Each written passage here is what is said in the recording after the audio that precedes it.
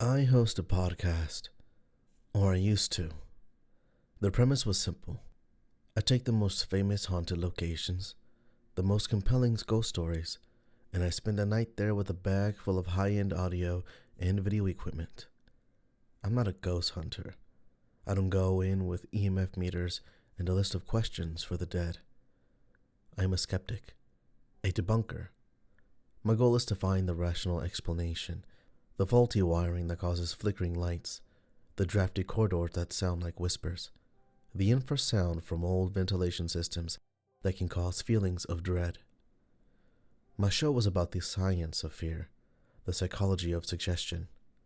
For 3 seasons, I never found a single thing I couldn't explain away. For my season finale, I pulled out all the stops. I got exclusive, unprecedented access to a place that's been a holy grail for paranormal enthusiasts for decades. The West Wing of St. Diphnah's Asylum, also known as the Empathy Ward. The place has been sealed since the hospital closed in the 70s. The stories about it are different from typical asylum lore. No tales of vengeful spirits or spectral doctors roaming the halls. The legend of the Empathy Ward was more insidious. People who broke in to explore it didn't come out with stories of being touched or seeing apparitions. They came out changed, quiet, prone to long bouts of weeping for no discernible reason. The local mythos says the ward isn't haunted by ghosts, but by an emotion. A sadness so profound, so concentrated from a century of suffering, that it became a permanent feature of the environment, staining the very air. Perfect podcast fodder. I could already hear myself narrating the episode. Is the Empathy Ward a reservoir of psychic misery? Or is it a masterclass in the power of suggestion? A place so steeped in its own legend that it forces visitors to feel exactly what they expect to feel. I was given a single key, a 24-hour waiver indemnifying the county against my death or insanity, and a hand-drawn map to the ward's entrance. The caretaker who let me onto the grounds was an old man with eyes that had seen too much. He didn't give me the usual spooky warnings. He just looked at me with a tired pity and said, "Don't try to be brave in there, son. There's no point." The walk to the West Wing was unnerving enough. The main asylum building is a ruin, but this wing was a newer addition. A brutalist concrete block connected by a long glass-paned corridor. The door was heavy steel, the kind you see on a bank vault, and the key turned with a deafening, grinding shriek that echoed in the twilight. The air that hit me from inside wasn't cold. It wasn't foul. It was just heavy, thick, like walking into a room where a terrible argument had just ended. I took a step inside, the door sighing shut behind me, and the world changed. A wave of it, a physical force of pure, unadulterated grief that hit me in the chest and buckled my knees. I dropped my gear bag, my hand flying to my mouth to stifle a sob that came from nowhere. My eyes burned, my throat tightened. It was the most profound despair I have ever felt, a bottomless, hopeless chasm of misery. It felt ancient, layered like the grief of 1,000 souls compressed into a single moment. I stumbled back against the door, my heart hammering. My skeptic's brain was already scrambling for an explanation. Infrasound? Mold spores causing a neurological reaction? Low-frequency electromagnetic fields? I rattled off the potential culprits like a prayer, a mantra to keep the madness at bay. I took deep, shuddering breaths, forcing myself to acclimate. The initial crushing wave subsided into a constant, unbearable pressure. It was like wearing a lead blanket woven from tears. I had a job to do. I forced myself to move, my feet feeling like they were dragging through water. I began my setup in the central nurse's station, a circular desk with a view down 4 intersecting hallways. The ward was designed in a star shape. The linoleum was cracked and yellowed. Dust motes danced in the beams of my headlamp. It was a perfect, mundane, derelict hospital wing. There were no bloodstains on the walls, no overturned furniture, just the dust, the decay, and this terrible, suffocating sadness. I set up my cameras, my tripods, my sensitive parabolic and binaural microphones. The equipment was familiar, solid, a comfort. I started my audio recorders, speaking into my lapel mic, narrating the experience for my listeners. "I'm inside the empathy ward," I began, my voice strained tight. "And I'll admit, the atmosphere is incredibly oppressive. The prevailing theory is a combination of architectural acoustics and infrasound. I'm setting up a full spectrum analysis to monitor for any audio anomalies outside the range of human hearing." I spent the first hour doing a baseline sweep, walking the perimeter, describing the layout. A common room with chairs bolted to the floor in a semicircle. Small, featureless patient rooms, each with a bed frame and a single barred window. A hydrotherapy room with huge coffin-like tubs. With every step, the weight grew heavier. I felt a personal, specific grief welling up inside me. Memories I hadn't revisited in years started to surface. The day my dog died when I was 10. The face of my first love when I told her I was leaving. The last, bitter argument I'd had with my mother before she stopped taking my calls. It was as if the air itself was a catalyst, dissolving the scar tissue around my oldest wounds and making them fresh again. I had to stop several times, leaning against a wall, my eyes screwed shut, just to ride out the waves of my own resurrected pain. Back at the nurse's station, I decided to do my first audio playback. This is my signature move. I'll record 30 minutes of silence, then amplify it to hell and back, listening for the faintest whisper, the slightest anomaly, which I then usually debunk as a pipe groaning or a rodent in the walls. I put up my high-fidelity headphones, isolating myself from the ambient hum of the ward, and hit play. For the first 10 minutes, there was nothing but the low hiss of amplified air. And then I heard it. It was a voice, and it was mine. It was crystal clear, as if I had been speaking directly into the microphone. It was my voice, but it was breaking, hitching. It was the sound of me weeping, not just crying, but a deep, gut-wrenching, hopeless sobbing that I had no memory of producing. I ripped the headphones off, my heart trying to beat its way out of my chest. My hands were shaking. I was alone. I hadn't made a sound. I checked the recorder's chronometer. The sobs were recorded about 15 minutes ago, while I was walking down the west corridor. I had been silent. I was sure of it. I forced myself to put the headphones back on, my blood running cold. I had to know. I fast-forwarded, more silence, then another sound. My voice again, pleading. "Mom, please just pick up the phone. I'm sorry, okay? I know I messed up.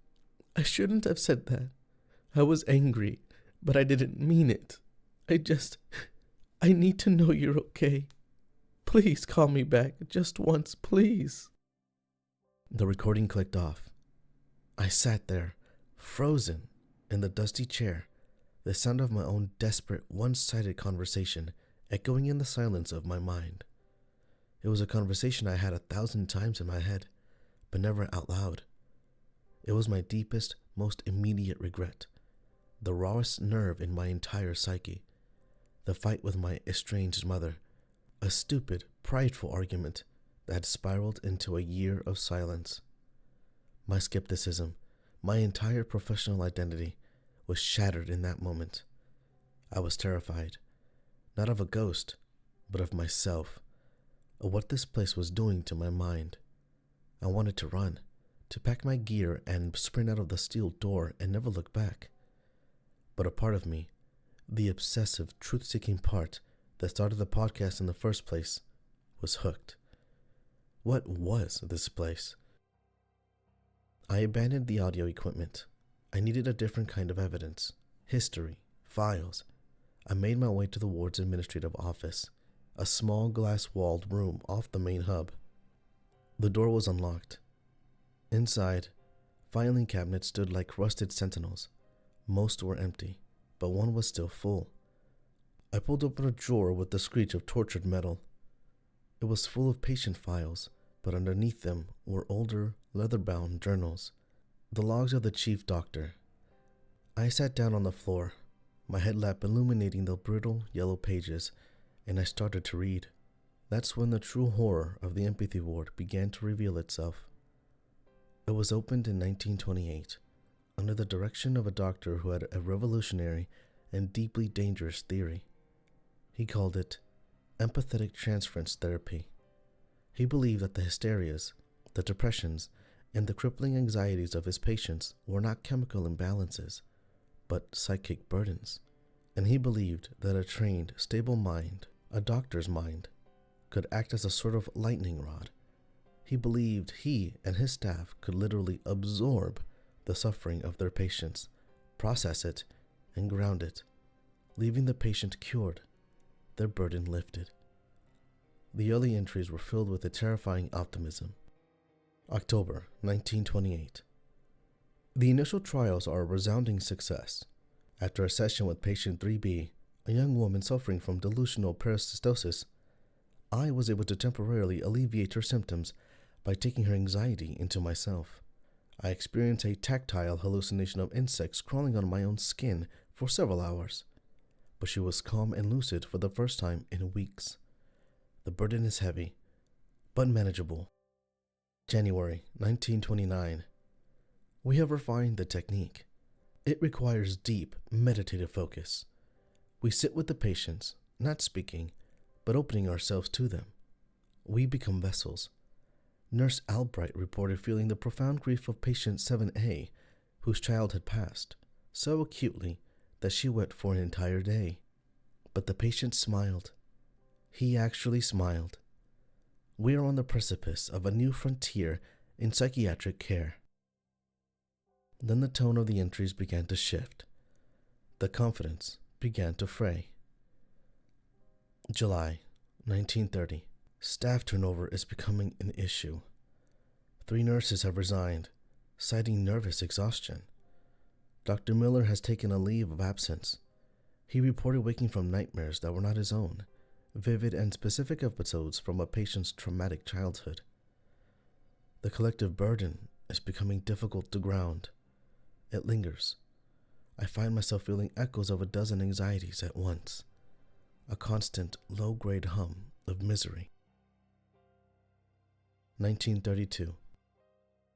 I fear we may have made a grave error. The transference is not a one-way street. We are merely holding it. It accumulates. The ward itself feels heavy. The air is thick with what we have taken. Sometimes I feel I walk the halls and I feel it all at once. The soldier's cell shock, the mother's grief, the paranoiac's terror.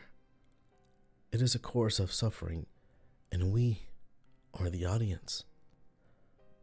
The final journal belonged to a different doctor who took over in the 1940s. His handwriting was erratic, a spidery scrawl that became more and more unhinged with every entry. He was writing about the ward. June 1946. The others do not understand.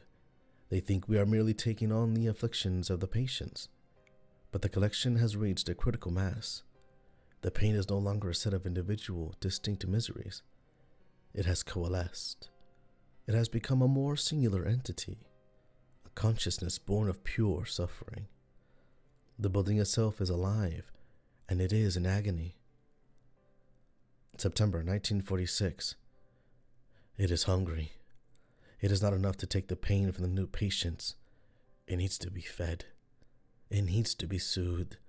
It calls to me in my sleep. It shows me the roots of its own pain. 100 years of misery concentrated into a single point of unbearable pressure. October 1946. I know what I must do. The therapy was flawed from the beginning. You cannot destroy the pain. You cannot ground it. You can only hold it. And when you can no longer hold it, it must be passed on, or you can offer it a release, a final, definitive act of empathy. That was the last entry. I closed the journal, my hands trembling.